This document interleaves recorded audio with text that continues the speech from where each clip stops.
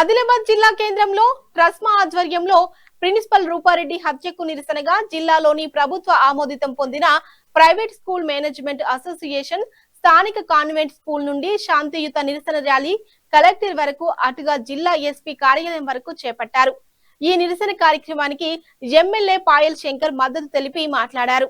ట్రస్మా ప్రధాన కార్యదర్శి ఆదినాథ్ మాట్లాడుతూ రాష్ట్ర ప్రభుత్వం వెంటనే రూపారెడ్డి కుటుంబానికి ₹1 కోటి ఎక్స్గ్రేషియా ప్రకటించాలని, మళ్లీ రాష్ట్రంలో ఎక్కడ కూడా ఇలాంటి సంఘటనలు పునరావృతం కాకుండా భద్రతా చర్యలు చేపట్టాలని కోరారు. ఈ కార్యక్రమంలో రాష్ట్ర నాయకులు బద్దం పురుషోత్తం రెడ్డి, అమీరుద్దీన్, జిల్లా నాయకులు దేవేందర్ పాటస్కర్, వివిధ పాఠశాలల ప్రిన్సిపల్స్, అధ్యాపకులు, టీచర్లు పెద్ద ఎత్తున పాల్గొన్నారు.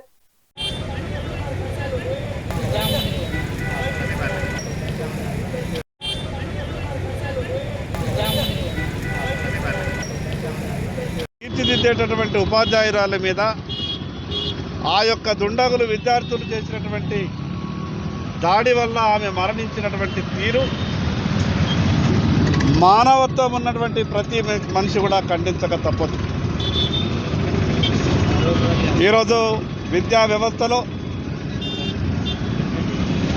ఆ యొక్క 10వ తరగతి చదువుతున్నటువంటి విద్యార్థులు డ్రగ్స్కు, మిగతా గంజాయికి బానిసైనటువంటి సందర్భంలో వారి భవిష్యత్తు దృష్ట్యా మందలించినటువంటి ఉపాధ్యాయురాలు రూపారెడ్డి మీద ఆ యొక్క దాడి చేసినటువంటి తీరు చూస్తే సమాజం అంతా కూడా ముక్త కంఠంతో ఖండించాల్సినటువంటి అవసరం ఉన్నది. ఈరోజు తల్లిదండ్రుల తర్వాత ప్రథమ స్థానంలో ఉన్నటువంటి గురువు స్థానాన్ని ఆ రకంగా విద్యార్థుల మధ్యలో ఎందుకు ఆ రకమైనటువంటి ఆలోచనలు వస్తున్నాయో సమాజం అంతా కూడా కొంత ఆలోచన చేయాల్సినటువంటి అవసరం ఉంది. ఇటువంటి సందర్భాన్ని పురస్కరించుకొని ప్రతి ఒక్క తల్లిదండ్రులు కూడా కొంత ఆలోచన చేయాల్సిన అవసరం ఉంది.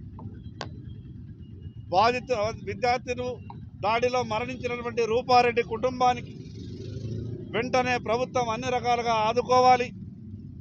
అదేవిధంగా కుటుంబానికి న్యాయం చేయాలి.